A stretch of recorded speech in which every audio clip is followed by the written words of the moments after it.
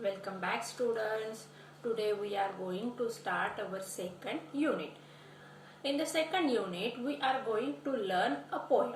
The name of our poem is You Are Dying Slowly. This poem is written by Pablo Neruda.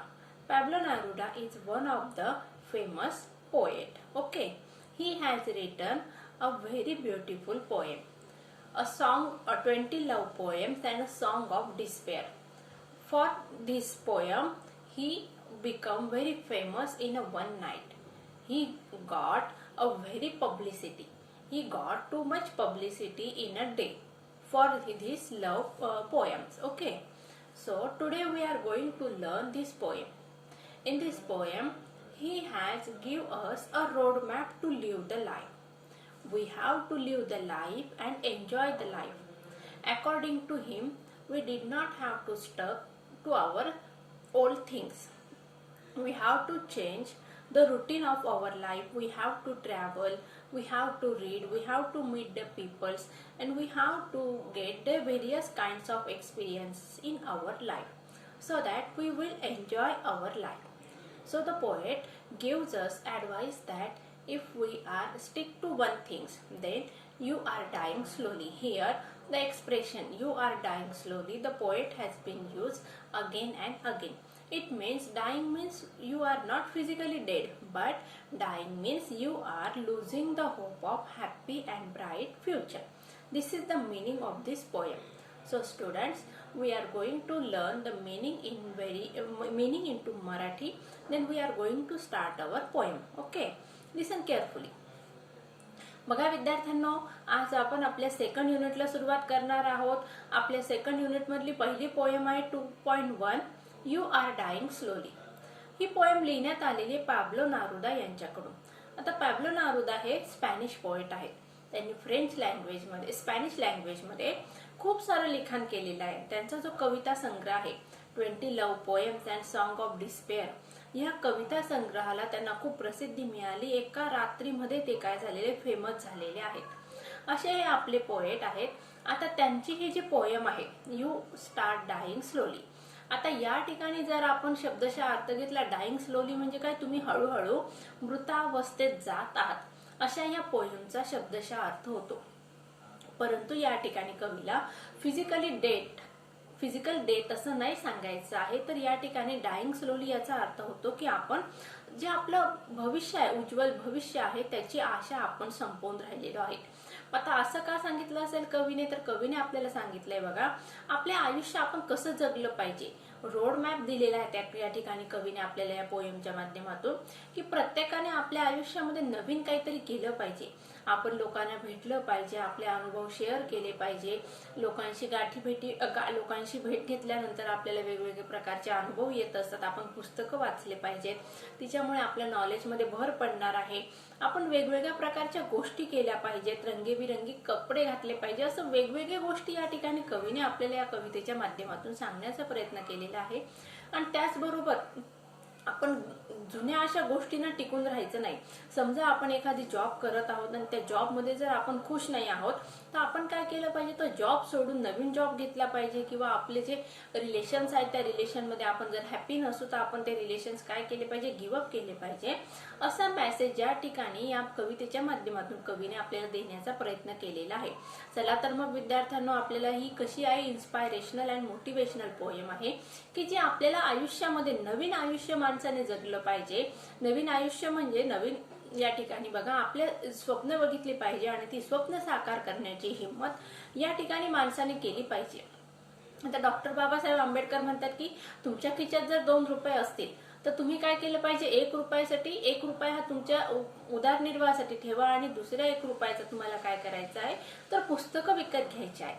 अशा प्रकारे म्हणजेच या ठिकाणी doctor Babasaheb Ambedkar यांचं म्हणणं काय, तर माणसाने ज्ञानार्जन केलं पाहिजे, पुस्तकं वाचले पाहिजे, त्यातून आपल्याला ज्ञान मिळत असतं. हाच संदेश कवीने या ठिकाणी कवितेच्या माध्यमातून आपल्याला दिलेला आहे. त्याचबरोबर बघा, आपले राष्ट्रपती जे होते अब्दुल कलाम आझाद यांनी पण सांगितलंय की माणसाने स्वप्न बघावी, पण ती स्वप्न झोपेत नाही बघायची, तर ती उघड्या डोळ्यांनी बघायची आणि ती स्वप्न पूर्ण करण्याची हिंमत माणसाने ठेवली पाहिजे. म्हणजेच काय बघा, मग केल्याने होत आहे रे, आधी केलेच पाहिजे. म्हणजेच आपण फक्त स्वप्न बघायची नाही, तर ती स्वप्न आपल्याला वास्तवात आणायची आहेत आणि ती वास्तवात आणल्यानंतर बघा मग तुमचं आयुष्य पूर्णतः बदलणार आहे.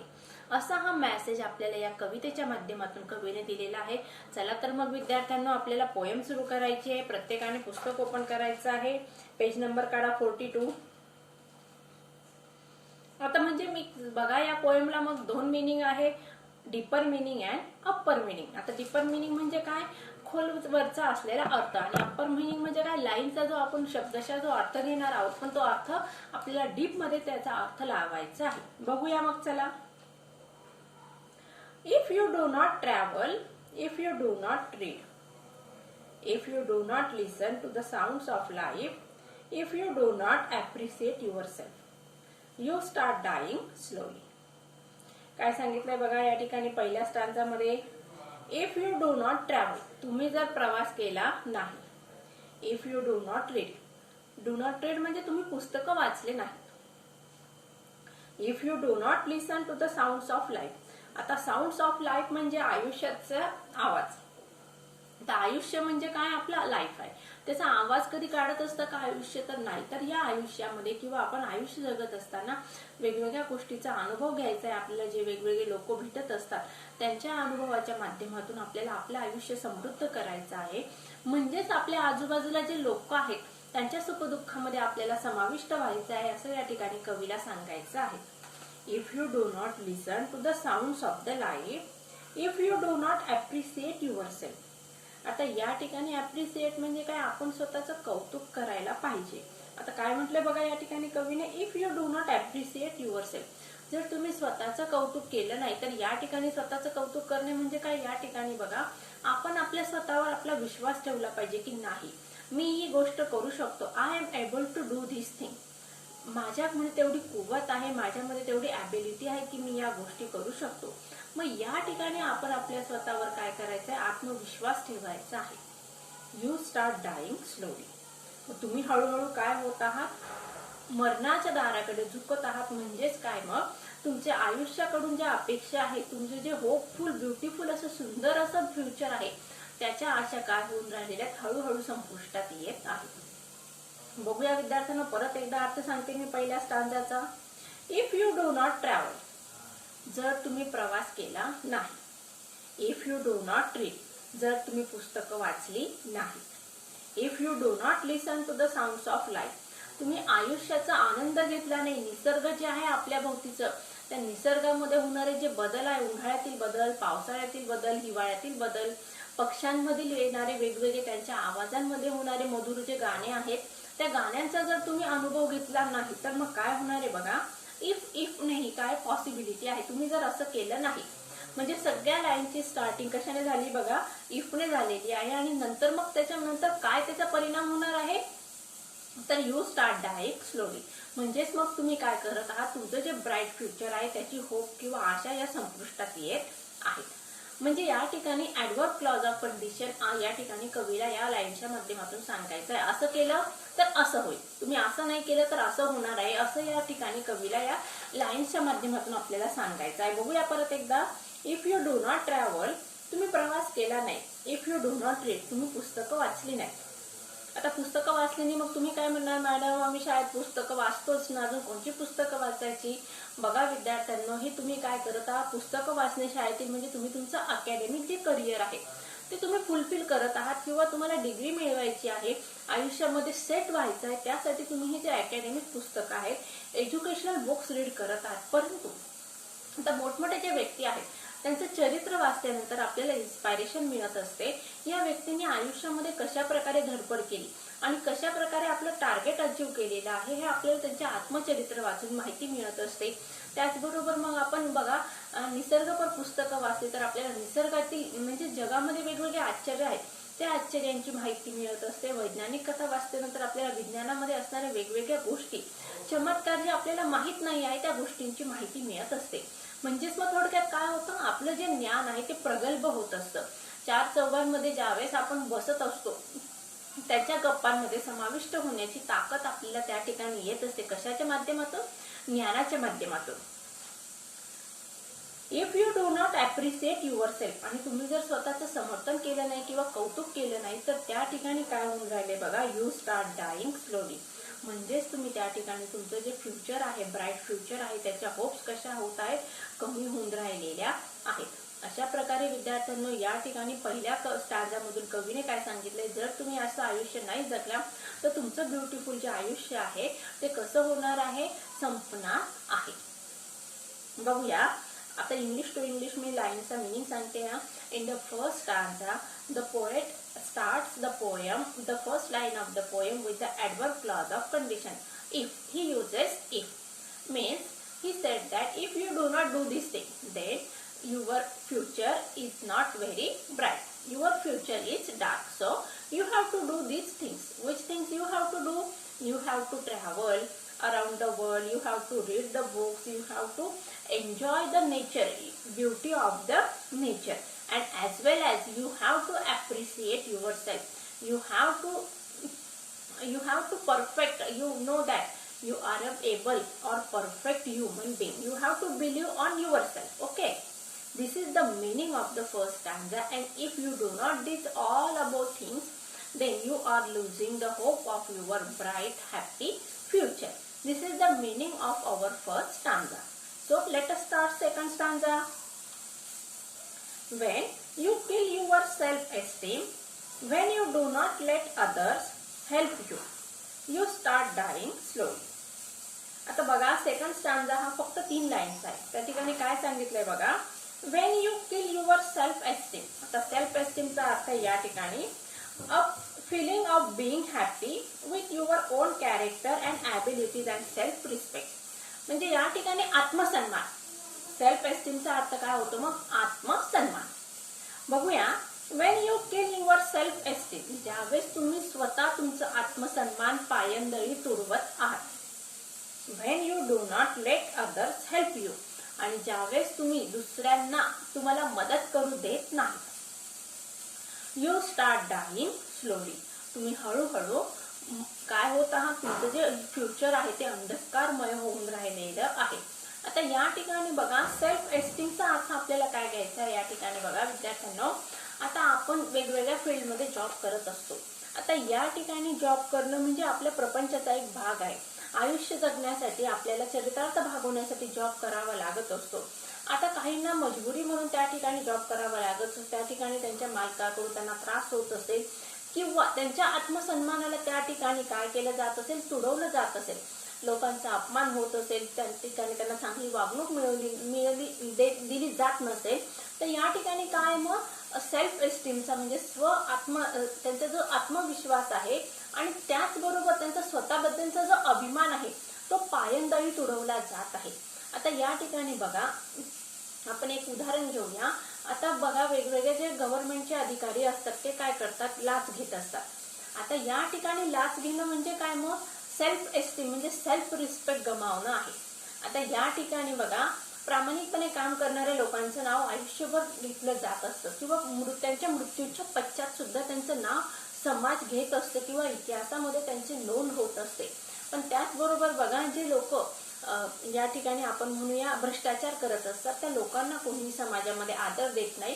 ती व्यक्ती अमुक व्यक्ती अशीच होती असं त्यांच्या नावाने ओरडलं जात असतं. आता या ठिकाणी बघा आपण अब्दुल कलाम यांचं उदाहरण घेऊया. राष्ट्रपती असताना राष्ट्रपती पदाचं ज्यावेळेस त्यांनी कार्यभार सांभाळला त्या 5 वर्षाच्या कालावधीमध्ये विद्यार्थ्यांनो ज्यावेळेस त्यांनी ते राष्ट्रपती भवनामध्ये राहायला गेलेले होते त्यांच्याबरोबर एकच बॅग होती. आणि ज्यावेळेस ते राहायला गेले त्यावेळेस त्यांच्याबरोबर एकच बॅग होती. आणि ज्यावेळेस त्यांचा कार्यकाल संपला राष्ट्रपती पदाचा आणि त्या ठिकाणी त्यांनी ज्यावेळेस राष्ट्रपती भवन सोडलेलं आहे त्यावेळेस येताना पण त्यांच्याकडे एकच बॅग होती. म्हणजेच मी तुम्हाला सांगण्याचा माझा उद्देश आहे की माणसाने आपलं जे कार्य आहे ते करत असताना प्रामाणिकपणे कार्य जर केलं तर त्या ठिकाणी आपला जो आत्मसन्मान आहे तो पायंदळी तुडवला जाणार नाही. हे या ठिकाणी मला तुम्हाला डॉक्टर अब्दुल कलाम यांच्या उदाहरणामागून सांगायचं आहे. येतंय लक्षात विद्यार्थ्यांनो. when you kill your self esteem, when you do not let others help you, आणि तुम्ही जर दुसऱ्यांना तुम्हाला मदत करू देत नसाल आता दुसऱ्यांना मदत करू देणे म्हणजे आता दुसरे व्यक्ती तुम्हाला येऊन विचारतील का बाबा तुला काही अडचण आहे का, मी मदत करू का, तर असं नाही. मग या ठिकाणी पोएटला काय मेसेज द्यायचा आहे की आपल्याला कम्युनिटीमध्ये किंवा सोसायटीमध्ये मिक्स व्हायचं आहे, लोकांचे प्रॉब्लेम सोडवायचे आणि त्याचबरोबर मग ज्यावेळेस आपण दुसऱ्यांना मदत करणार त्यावेळेस आपोआप आजूबाजूचे लोक पण तुम्हाला मदत करतील. म्हणून मग आपल्याला काय करायचं, कॉपरेशन वाढवायचं आहे, असा या लाईनचा अर्थ होतो. When you kill your self esteem, when you do not let others help you, आणि ज्यावेळेस तुम्ही दुसऱ्यांना तुम्हाला मदत करू देणार नाही, यू स्टार्ट डाईंग स्लोली, मग त्यावेळेस काय होऊन राहिलेलं आहे, तुमचं जे ब्राईट फ्युचर आहे ते अंधकारमय होऊन राहिलेलं आहे. The meaning of the second stanza is the poet wants to give us the message that everybody should have the abilities and should have the self respect, and when you mix with the society, with the community, and you help the others, then other people will also help you. So you have to mix up with the society and help the people, and others will help you. And when you do not do the above things, then you are losing the hope of bright future. Third stanza. If you become a slave of your habits, walking every day on the same paths, if you do not change your routine, if you do not wear different colors, or you do not speak to those you do not know, you start dying slowly. बघा third stanza मध्ये काय सांगितलेलं आहे, if you become a slave of your habits. Slave म्हणजे काय, गुलाम. Habits म्हणजे काय, सवय. आता तुम्हाला गुलाम म्हणजे काय माहिती आहे का, बघा पूर्वीच्या काळी माणसांना गुलाम ठेवण्याची पद्धत होती, म्हणजे माणसं विकत घेतली जात होती आणि त्यांना गुलाम केलं जात होतं. आता ही माणसांना विकत घेऊन त्यांना गुलाम केलं जात होतं म्हणजे काय बघा, मग त्या ठिकाणी त्या माणसांकडून सगळी कामं करून घेतली जात होती. त्यांना मालक जे काही खाण्यापिण्यासाठी देईल तेवढंच त्यांनी खावं, मालकाने जे काही काम सांगितलेलं आहे तेवढं काम करणं त्यांच्यासाठी अपेक्षित होतं. मग आता या ठिकाणी त्या माणसांना कुठल्याही प्रकारचा अधिकार होता का, नाही. त्यांना स्वातंत्र्य होतं का, नाही. मग या ठिकाणी पोएटला काय सांगायचंय की जर तुम्ही तुमच्या ज्या हॅबिट्स आहेत, काही सवयी असतात बघा, सवय कशा असतात, चांगल्या पण असतात आणि वाईट पण असतात. आता चांगल्या सवयी असतील तर आपलं आयुष्य हे बदलून जात असतं आणि वाईट सवयीमुळे माणसाचा जे काळ आहे तो वाईट बनत असतो किंवा त्याचं फ्युचर जे आहे ते अंधकारमय होत असतं. आता मी तुम्हाला चांगले आणि वाईट दोघं सवयी सांगते. बघा विद्यार्थ्यांना, काही विद्यार्थ्यांना सकाळी लवकर उठण्याची सवय असते, रात्री लवकर झोपण्याची सवय असते, ही एक काय चांगली सवय आहे. आता आरोग्यासाठी ही चांगली सवय आहे, कारण आपले पूर्वजांनी सांगून ठेवलेले की सकाळी लवकर झोपणार, रात्री लवकर झोपणारा आणि सकाळी लवकर उठणारा हा मनुष्य कसं असतं, निरोगी त्याचं आयुष्य राहत असतं. आता ही झाली एक चांगली सवय. सत्य बोलणे, प्रामाणिकपणे वागणे, या झाल्या चांगल्या सवयी. हे काही एक्झाम्पल्स मी तुम्हाला सांगितलेले आहेत. आता वाईट सवयी बघा, आता मोबाईल्सवर अति प्रमाणात गेम्स खेळणे, खोटं बोलणे, आपल्या पॅरेंट्सचं न ऐकणे, शिक्षकांचं न ऐकणे. आता आधुनिक काळामध्ये लोकांना वेगवेगळ्या वाईट सवयी लागलेल्या असतात. त्या ठिकाणी ड्रग्ज आहे, गांजा आहे, मादक पदार्थांचं सेवन आहे, दारूचं व्यसन आहे. हे वेगवेगळे प्रॉब्लेम्स आहे की जे सोसायटी फेस करत आहे. आजच्या समाजामध्ये हे ज्वलंत प्रॉब्लेम्स आहेत. मग या ठिकाणी एखाद्या व्यक्तीला यातील कुठल्याही प्रकारची सवय कधीही लागू शकते. आता ही संगत त्याला मित्रांच्या संगतीमुळे लागू शकते किंवा इतरही काही कारण असू शकतात. मग या ठिकाणी कवीने काय सांगितलेले की ज्यावेळेस जर तुम्ही वाईट सवयींचे गुलाम बनतात, आता गुलामाला एखादी गोष्ट सक्तीने करावी लागत असते, आताच सांगितलं मी तुम्हाला. मग या वाईट सवयी काय करत असतात, माणसाला गुलाम बनवत असतात. म्हणजे माणूस त्याच्या मनाप्रमाणे कुठलीही गोष्ट करू शकत नसतो, तर ते वाईट सवय त्याला ती गोष्ट करायला भाग पाडत असते. म्हणजे माणसाला किती इच्छा असते तरी ती जी सवय आहे ती माणसाला त्यात गर्तेतून किंवा त्या चक्रातून बाहेर पडू देत नाही. बघा एक लाईनचा अर्थ सांगितला मी हा, if you become a slave of your habit, walking every day on the same path, आणि रोज तुम्ही एकाच मार्गाने जात असाल. आता रोज एकाच मार्गाने जाणार. मग आता विद्यार्थ्यांना तुम्ही म्हणाल मॅडम आमच्या शाळेत जात ना, आम्ही ज्या मार्गाने शाळेत जातो रोज तोच रस्त्याने रोज शाळेत जावं लागतं. आता वेगळे मार्ग कुठून शोधणार. आता बघा विद्यार्थ्यांनो, या ठिकाणी आपल्याला शब्दशः अर्थ नाही घ्यायचा आहे त्या लाईनचा. तर या लाईनचा अर्थ असा आहे बघा विद्यार्थ्यांनो, आपलं आयुष्य जे आहे ते एक ठराविक साचेबद्ध असतं. सकाळी 9 ते 5 ड्युटी असते किंवा गायीचे शिक्षक आहेत त्यांची शाळा असते. आता आम्ही कोचिंग क्लासमध्ये जॉब करणारे टीचर्स असतात, त्यांचं पण एक ठराविक टाइम असतं की त्या टाइमामध्ये त्यांनी क्लासला यायचं, तिथे लेक्चर्स घ्यायचे. म्हणजे मग हे काय झालं, ठराविक रस्त्याने जाणं म्हणजे काय, ठराविक असं साचेबद्ध आयुष्य जगणं. Walking every day on the same path म्हणजे काय, रोजचं आपलं जे आयुष्य आहे तेच आयुष्य जगणे. If you do not change your routine, आणि जर तुम्ही तुमचं रुटीन म्हणजे काय, रोजचं जे वेळापत्रक आहे ते जर बदलवलं नाही. If you do not wear different colours. आता do not wear different colours या ठिकाणी बघा म्हणजे वेगवेगळे रंगीबेरंगी कपडे परिधान करणे. मग या ठिकाणी शब्दशः अर्थ झाला याचा की रंगीबेरंगी कपडे परिधान करणे. तर या ठिकाणी मला सांगायचं आहे, या ठिकाणी बघा विद्यार्थ्यांना, आयुष्यामध्ये आपल्याला वेगवेगळ्या गोष्टींचा आनंद घ्यायचा आहे. म्हणजे सुख असतील, दुःख असतील, निसर्गातील बदल असतील, समाजातील प्रॉब्लेम्स असतील, या सगळ्या गोष्टी आपल्याला काय करायच्या आहे, स्वीकारायच्या आहे. फक्त आपण, मी आणि माझं आयुष्य या स्वमग्नतेतून आपल्याला बाहेर पडायचं आहे आणि वेगवेगळे जे रंग आहे समाजाचे, निसर्गाचे जे आहे, त्या रंगांमध्ये आपल्याला काय करायचं आहे, समाविष्ट व्हायचं आहे. If you do not wear different colours और you do not speak to those you don't know. आणि बघा, you do not speak to those you don't know. ज्या लोकांना तुम्ही ओळखत नाही आहात त्या लोकांशी जर तुम्ही बोलत नसाल तर यू आर डाईंग स्लोली. या ठिकाणी कवीला एक मेसेज द्यायचा आहे विद्यार्थ्यांना. आपल्याला काय करायचंय, सोसायटीमध्ये, लोकांमध्ये, समूहामध्ये मिक्स व्हायचं आहे आणि लोकांचे प्रॉब्लेम समजून घेण्याचा प्रयत्न करायचा आहे. त्याचबरोबर आता बघा, आपण काय करतो, आपलं एक सर्कल ठरलेलं असतं. विद्यार्थ्यांना तुमचा एक एक्झाम्पल सांगते. आता तुमचे मित्र असतात ते ठरलेले असतात. आता एखादी मित्र जर तुमचा आला नसेल, एखाद दिवशी त्याला बरं नसेल, तो शाळेमध्ये आला नसेल, तर तुम्ही काय करतात, मग लगेच दुसऱ्याशी तुमची मैत्री होत असते का, नाही.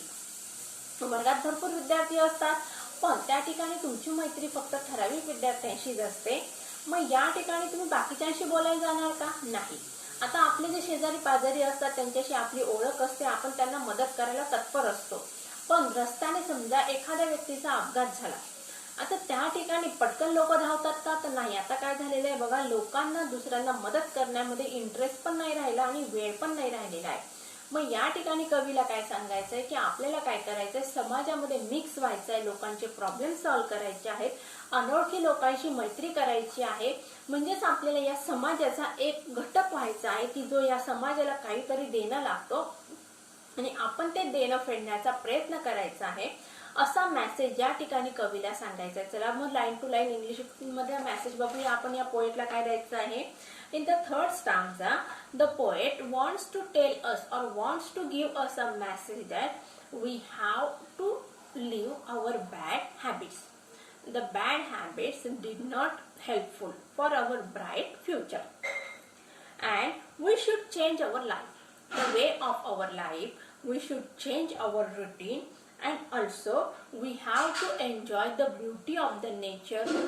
We have to enjoy the various kinds of the people and their nature. We have to speak or mix with the different unknown person. We have to become friends with the other people. This is the message the poet wants to give us. And if we do not mix with the society, then we are losing the hope of the beautiful bright future. So this is the meaning of the third stanza. So students, in this lecture we learned that this is the poem, a very good inspirational and motivational poem. And poet wants to tell us that if you do this and if you do not do this, then you are losing your bright future. He wants to tell us that we have to mix up with the society, we have to enjoy the beauty of the nature, we have to help the people, we have to travel, we have to read the books. And if we all do not do these things, then we are losing the hope of the bright beautiful future. I hope all of you understand the first three stanzas of this poem. So in the next lecture we will continue the remaining part of the poem. So students, take care and goodbye.